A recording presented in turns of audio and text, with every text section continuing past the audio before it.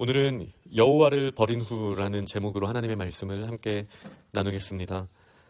아마샤가 에돔 사람들을 이기는, 또 세일 사람들을 이기는 승리를 경험했죠. 그리고 죽이고 돌아올 때에 거기에 있는 많은 전리품들과 더불어서 세일 자손의 신들을 가지고 왔다. 그리고 자기의 신으로 세웠다. 그것들 앞에 경배하고 분향하였다라고 오늘 본문 14절은 기록하고 있습니다.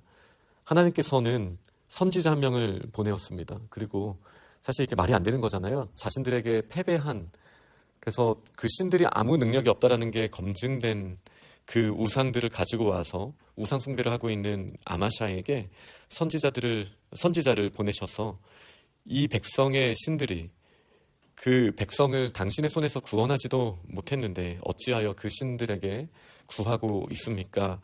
라고 말할 때 그 말 중간에 이제 그치게 하는, 왕이 멈추게 하는 일이 있었습니다. 그리고 이제 하나님께서는 이 선지자를 통하여서 경고를 듣지 않았기 때문에 이제 그 왕을 멸하시겠다라는 말씀을 선포하십니다. 그러고 나서 이제 유다 왕 아마샤가 상의하고, 아마도 여기서 상의한 대상들은 신하들일 가능성이 크겠죠. 상의한 후에 이스라엘과 싸우기로 이제 결심하게 됩니다. 그래서 북이스라엘의 왕 요아스에게 사신을 보내어서 서로 대면하자라는 이제 선전포고를 하게 됩니다. 그때 이제 이스라엘의 왕 요아스가 다시 사람을 보내어서 이 나무에 대한 이야기를 하면서 멈춰라, 네가 지금 교만하다, 에돔을 이겼다고 해서 네가 지금 교만한 상태인데 지금 전쟁할 것이 아니다라고 경고를 했지만 아마샤가 듣지 않았다라고 이야기를 합니다. 지금 아마샤는 3번의 기회를 놓친 거예요. 에돔에서 승리하였을 때 하나님께서 살아계시구나.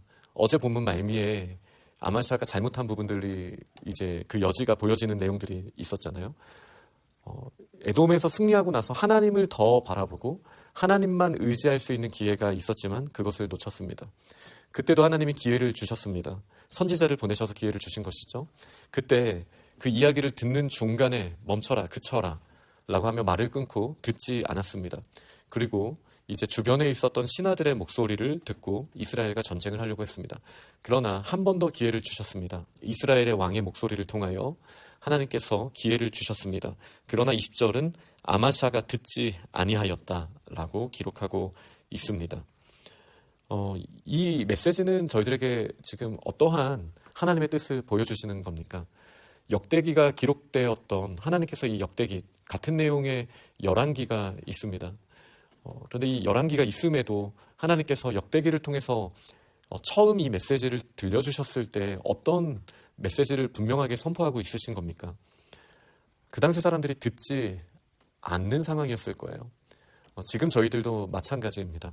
때로는 상황을 통해서, 때로는 하나님의 말씀을 통해서, 때로는 우리가 불편한 사람을 통해서 하나님께서는 여러 모양으로 우리에게 하나님의 말씀을, 메시지를 선명하게 들려주실 수 있지만 우리의 마음이 강팍하다면 마치 모세의 이야기에 완전히 마음을 닫고 있었던 바로 왕처럼 우리는 하나님의 말씀을 듣지 않을 수 있습니다.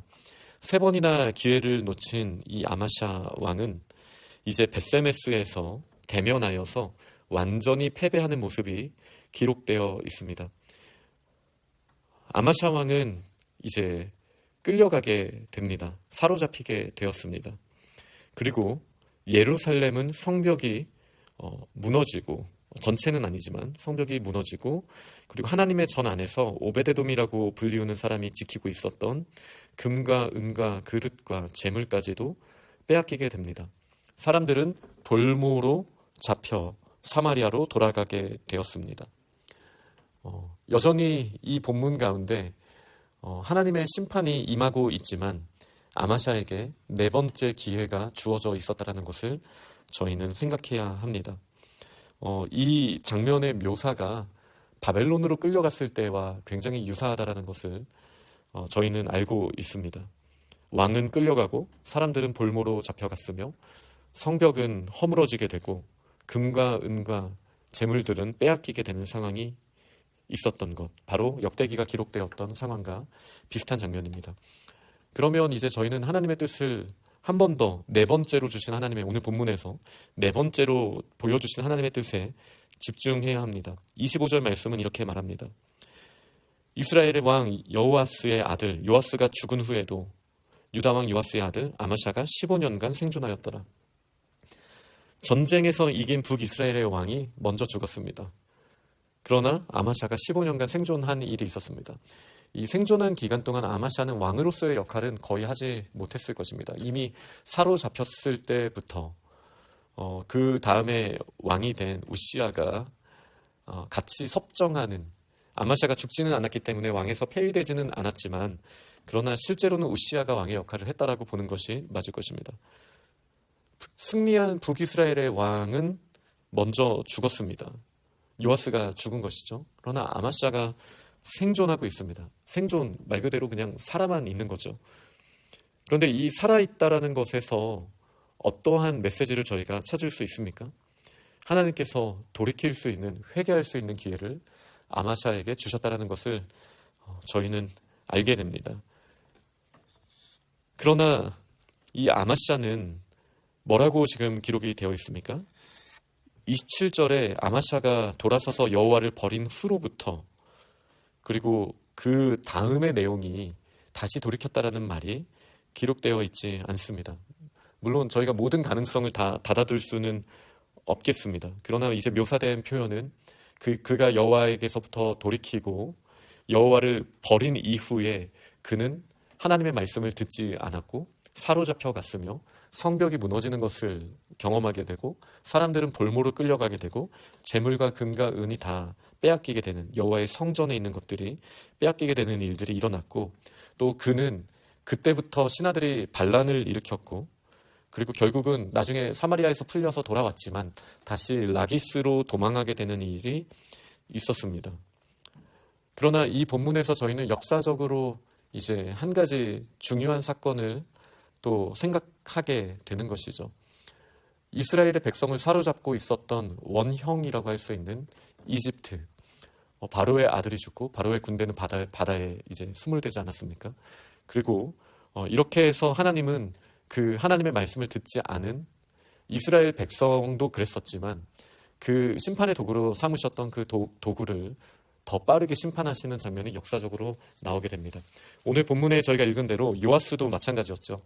북이스라엘의 왕 요아스도 마찬가지로 하나님께서 먼저 그 요아스를 심판하셨고 아마샤보다 15년이나 빨리 죽게 하셨습니다. 북이스라엘을 멸망시킨 아수르는 어땠습니까? 세상에서 가장 잔인하고 그리고 무서운 군대를 가지고 있었던 아수르가 그렇게 쉽게 멸망할 거라 누가 생각했습니까? 이스라엘을 멸망시키고 나서 오랜 기간이 지나지 않고 이 아수르가 멸망을 당하게 되었습니다. 바벨론은 어떠했습니까?